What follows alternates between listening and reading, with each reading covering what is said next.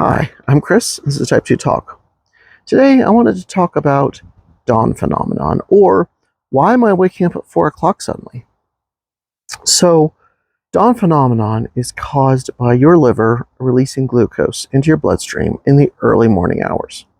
This actually happens to everyone. However, for somebody who's not diabetic, the body also releases insulin and it compensates for that so that way you don't wake up yet.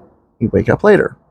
The problem is that in somebody who's type 2, our insulin is insufficient to overcome that, and so we will often wake up. So that's the more medical explanation. Now, something of a personal experience. I actually had dawn phenomenon before and shortly after my diagnosis.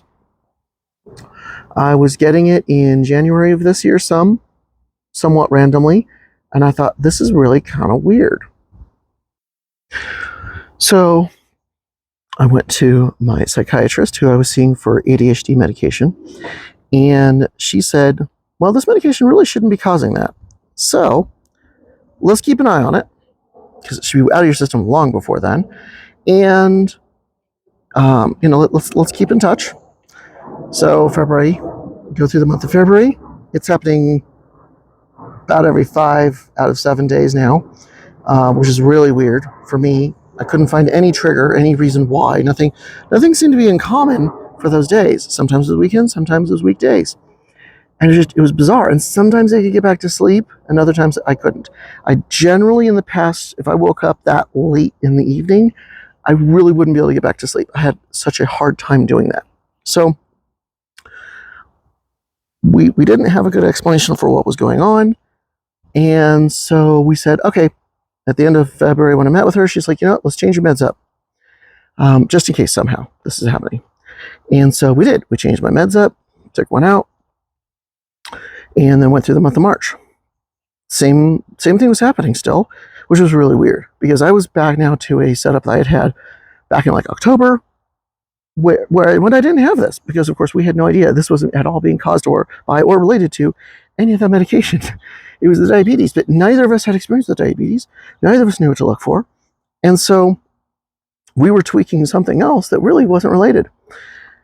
I actually met with her for the last time as she was moving on to finish her doctorate degree, which is great. And so because of that, I met with her one last time on a Monday. It was, by the way, the Monday that night I got my A1C test results back. And she's like, okay, you know what, let's go back to what was working well for you for your ADHD. How are you handling this? And I said, well, I mean, it's all right. Like, I just go to bed earlier because I might get up earlier. And so I'm kind of accommodating it. I'm just not super happy about this. And she said, okay, well, let's take you back to what we were using just earlier this year, because this doesn't seem to be related to the medication. You just saw your doctor. You just got some, lab tests done. Talk to your doctor. Talk to the new psych. And, you guys are going to have to figure this out because I don't have an answer for you. This is really weird. And so then that very night, I got my results. And I was so frustrated. Because I was like, we were chasing the wrong thing. We were going down the wrong trail. And so I did end up meeting with my new psych and, got on meds, which actually I'm now on just like the perfect setup. I'm very happy with it. Dawn phenomenon wise, once I knew I had diabetes, I started really watching my carbs. I started changing how many carbs I would eat, especially in the evening. Before I would sometimes have a bowl of cereal in the late evening because the appetite suppressant effect that the ADHD medications would have actually would wear off as the medication itself wore off. And so like 10, 11 o'clock at night, I'd get a little bit of the almost not munchies, but like, I just kind of want to eat something, And so I'd usually get a bowl of cereal, which is a lot of simple carbs. That was really not helping me with my dawn phenomenon. So now that I knew I had diabetes, I had to change up how I was approaching everything. Yes, I'm watching my carbs throughout the day, but I'm also not really eating any food at night, just to sort of see, can I control this? And the funny thing is that I could. My dawn phenomenon effectively went away. I would say about once every 2 weeks, I will wake up in the middle of the night and just kind of go like, oh gosh, why am I up? And it happened this last week. It happened on last Friday. And I was going to bike to work anyways, and I could not get back to sleep. And I finally went, okay, fine.